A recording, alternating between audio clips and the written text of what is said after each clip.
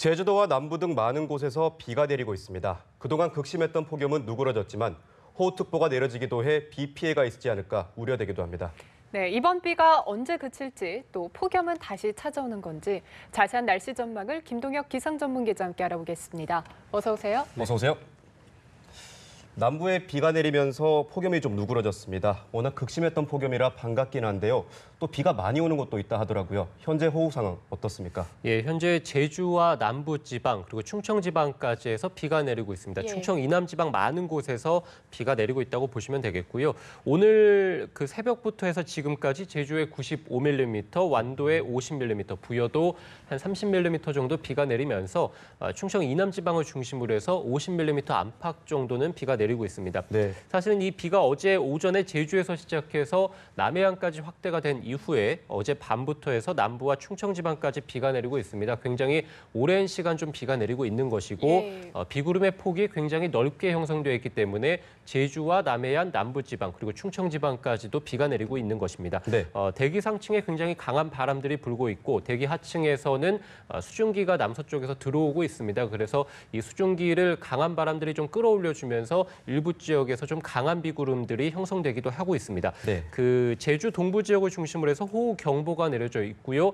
그 밖에 남해안 많은 곳에서 호우 주의보 그리고 부산을 포함해서 전남과 경남 일부 지역에도 호우 예비 특보가 내려져 있습니다. 앞으로 오전까지 좀 강한 비가 내리다가 네. 오후에 점차 비가 그치겠고요. 남해안과 제주 그리고 일부 경북 동해안 지방, 영동 지방 포함해서 최고 한 70mm 정도 비가 내리겠습니다.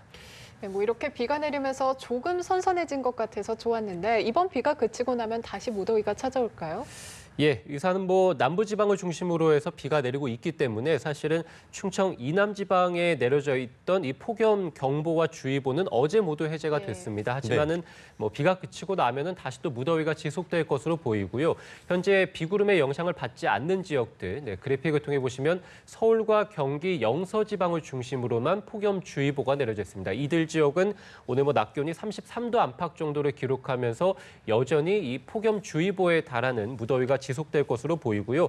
반면에 오늘 대전 31도, 대구 31도 예상됩니다. 그래서 남부지방과 충청지방을 포함해서 이들 지역에서는 최근에 사실은 체온을 넘나드는 굉장히 극심한 폭염이 나타났습니다만 네. 오늘은 비가 좀 내리고 비구름의 영향으로 인해서 낮 기온이 30도 안팎 정도 기록하면서 여전히 덥긴 하겠습니다만 최근에 나타났던 폭염에 비해서는 한풀 좀 꺾이는 모습을 보이겠습니다. 하지만 한반도 주변이 여전히 계속해서 이 폭염에 달하는 굉장히 뜨거운 공기들이 아직까지는 남아있는 상황이고요. 네. 8월 초수는 계속해서 말씀드립니다만 한반도가 가장 1년 중에서 무더운 날씨에 해당되게 됩니다. 그래서 당분간에도 계속해서 좀 무더위가 있을 것으로 보이고 기상청에서는 비가 내리지 않는 지역을 중심으로 해서 폭염이 지속되겠다. 특히 지금 남부지방 그리고 제주지방을 포함해서 이 비구름들이 점차 동쪽으로 이동하게 되면 이 동해안 지방을 중심으로 해서 선선한 동풍이 불게 되거든요. 이렇게 되면은 동해안 지방은 당분간 좀 선선하겠습니다만 반대쪽인 서쪽 지방에서는 폭염이 또 극심해지게 됩니다. 그래서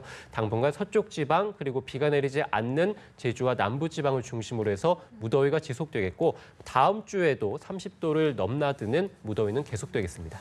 네, 비가 와서 좋았는데 또다시 폭염이 찾아온다니 걱정되기도 합니다. 요즘 한반도 주변에는 바닷물이 평소보다 훨씬 더 뜨겁다고 하더라고요. 네. 그래서 양식장에는 피해가 속출하고 있다는데 수온이 얼마나 높은 건가요? 예, 굉장히 좀 바닷물이 펄펄 끓고 있다 이렇게 보시면 될 것 같은데 평년보다 5도 이상 높습니다. 우리가 바닷물은 굉장히 연용량이 크지 않습니까? 네. 그런데 그 굉장히 넓은 이 면적에서 평년보다 5도 이상 높다는 거는 굉장히 뜨겁다라고 생각을 하시면 될 것 같고 이에 따라서 고손에 따른 양식장 피해가 굉장히 늘고 있습니다. 현재 서해안과 영남, 남해안 지방을 중심으로 해서 고손 경보가 내려져 있고요.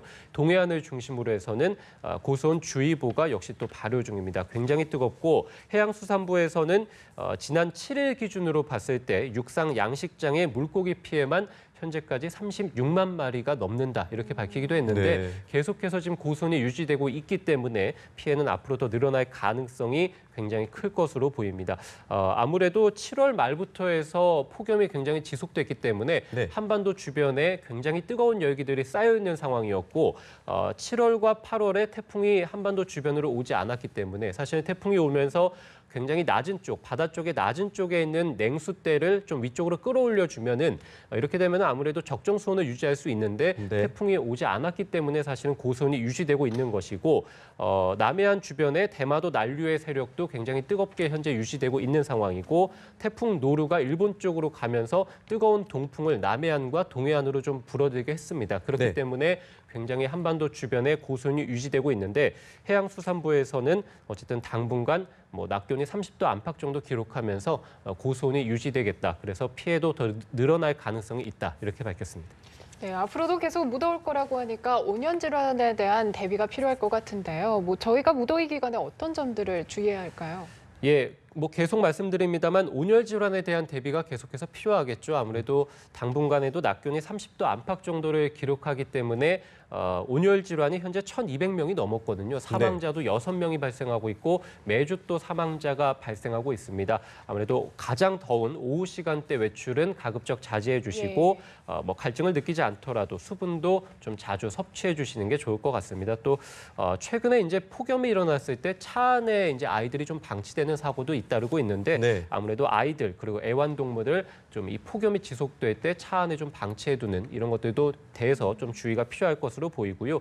아무래도 8월 달에는 그 식중독에 대한 대비도 필요합니다. 기상청에 따르면은 현재 식중독 지수가 이 전국적으로 봤을 때 지금 그래픽을 통해 보시는 것처럼 매우 위험 단계에 들어 있거든요. 아무래도 그 식품의약품안전처에서는 무더운 날씨가 급증되고 있기 때문에 8월에만 1,000명 이상의 식중독 환자가 발생할 것이다. 이렇게 또 예상을 하기도 했습니다. 그래서 이 8월 달에는 식중독에 대한 대비도 그래서 식품에 대한 좀 주의도 필요할 것으로 보입니다.